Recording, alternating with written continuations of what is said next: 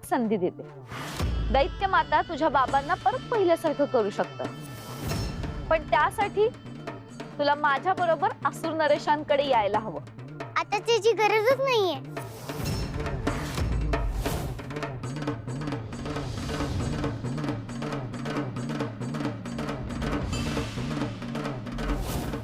आजवर आलेली सगळी संकट तुम्ही परतवून लावली. यावेळी तुम्हीही हतबल झाला आहात. कामने भलतीच युक्ती करून तुम्हाला बद्ध करून टाकलंय. तिला कसं हरवायचं? त्यासाठीच मी कुंडलीने शक्ती जागृत करायचा प्रयत्न करते.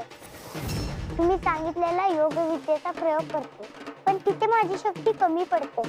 मला ती वाढवायलाच हवी. त्यासाठी तुम्हाला खूपच मेहनत घ्यावी लागेल देवी. आता कुंडलीने जागृत केल्याशिवाय मी स्वस्थ बसणार नाही.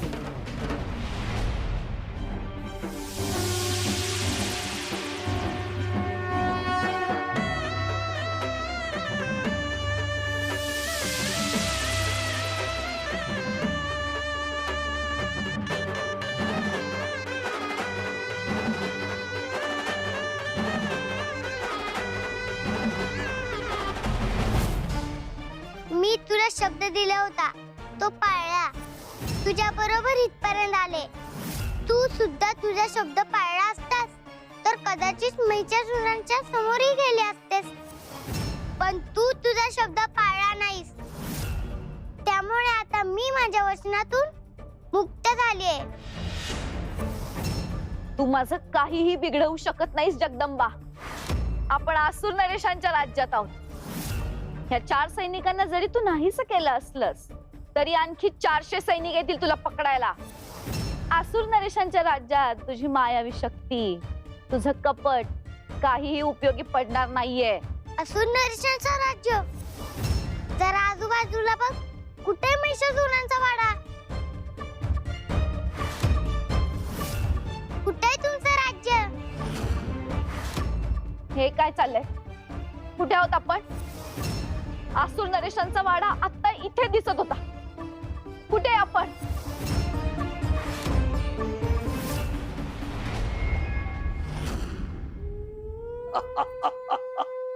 तिथी माता, अखेर कामने आपल्याला ध्येयपूर्तीचा आनंद दिलाच.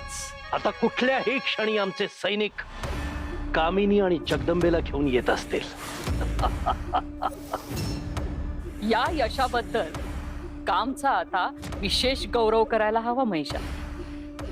अर्थात तिथी माता, आपण तिचा यथोचित गौरव करू. आणि इतकंच नव्हे, संपूर्ण नगरामध्ये विजयोत्सव साजरा केला जाईल. आता केवळ त्यांच्या इथं येण्याची प्रतीक्षा आहे.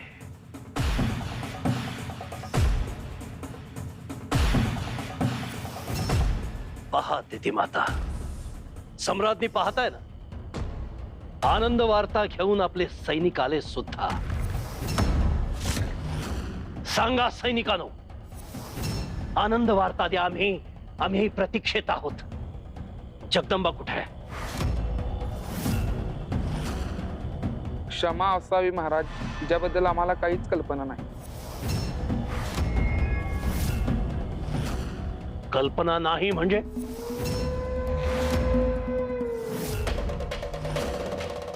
पण तुम्ही तर त्या जगदंबेला आणायला गेला होतात ना? जगदंबा 7 वेगवेगळ्या रूपात आम्हाला दिसली. आम्ही त्या जगदंबेला पकडून ठेवलं होतं, ती सुद्धा बदलली आणि ती योगिनी रूपात आली.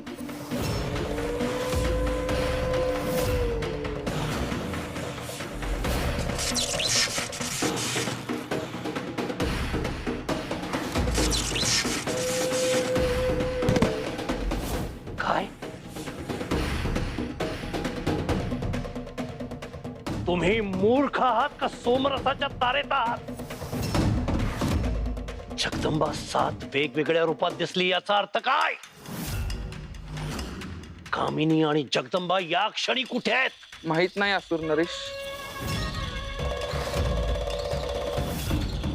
आम्ही त्या झटक्यानंतर बेशुद्ध झालो. त्यानंतर तिथं कोणी दिसलं नाही.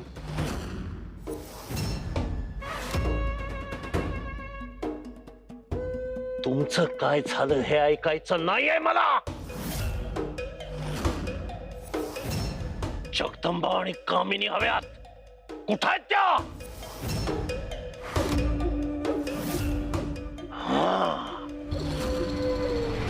नाही, काहीतरी चुकतंय, काहीतरी बिघडलंय. मी जिंकायला आले होते, मीच जिंकणार होते. मग हे असं अक्रीत.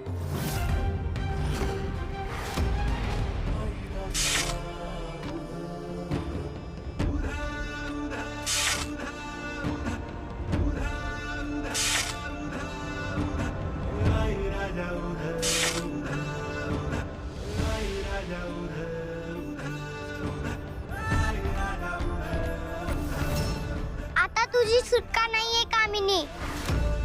तू माझ्या आईचा छळ केलास, माझ्या बाबांचा सगळ्या गावासमोर अपमान केलास. आता तुला क्षमा नाही.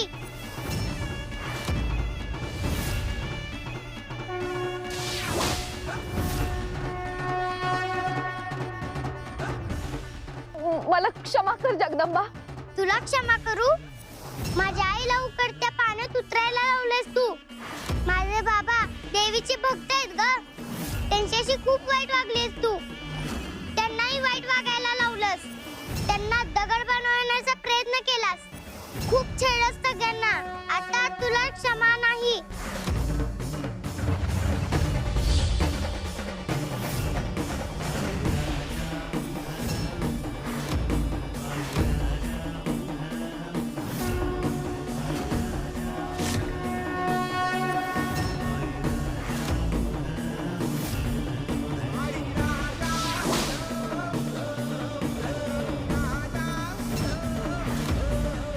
जगदंबा,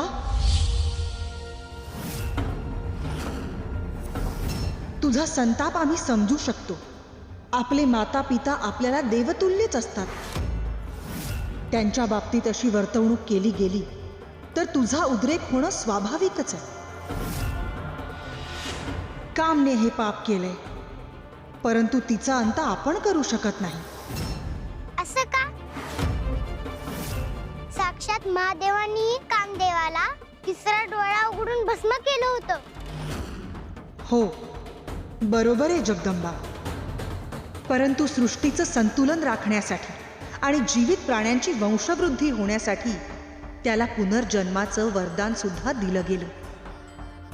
काम हा रिपू घातक असला तरी या ब्रह्मांडाला त्याची गरज आहे, या सृष्टीला त्याची गरज आहे.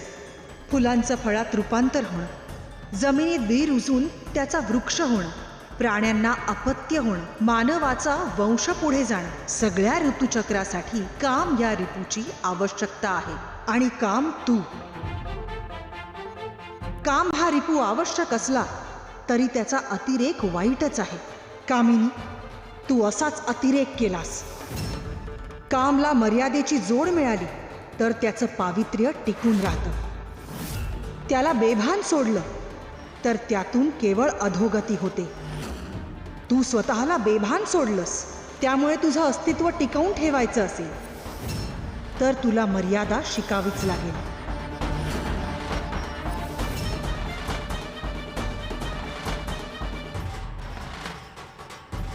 मला माझी चूक कळली आहे जगदंबा.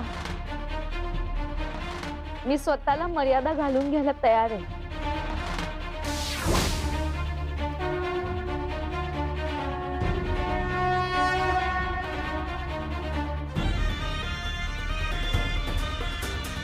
मी खूप चुकीचं वागले जगदंबा, मला क्षमा कर. जनक बाबा खरंच देव माणूस आहे, त्यांना मी वाईट वागायला भाग पाडलं. पण मी आल्यापासून जे काही घडलं त्याची स्मृती कोणाच्याही मनात राहणार नाही. माझी कोणतीही आठवण कोणालाही राहणार नाही. मी तुला शरण येते जगदंबा. कंबरपट्ट्याच्या रूपात मी कायम तुझ्या सेवेत राहीन. तुझ्याकडून मर्यादा शिकून घेईन. या सृष्टीच्या वृद्धीसाठी तुझ्या आशीर्वादानेच मी माझं कार्य करेन. तथास्तु.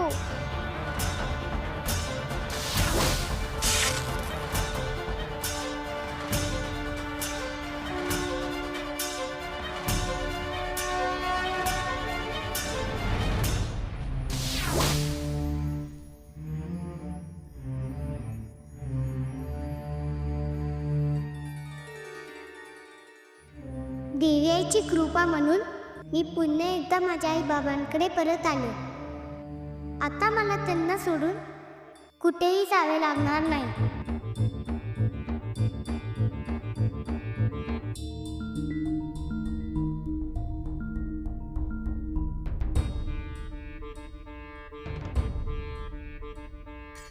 तू जाई माझ्या आई बाबांना सुखी ठेव.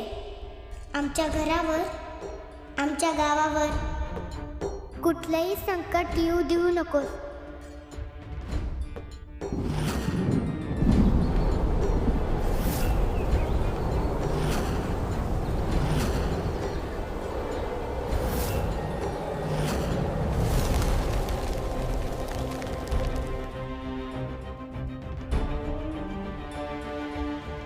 तू जाई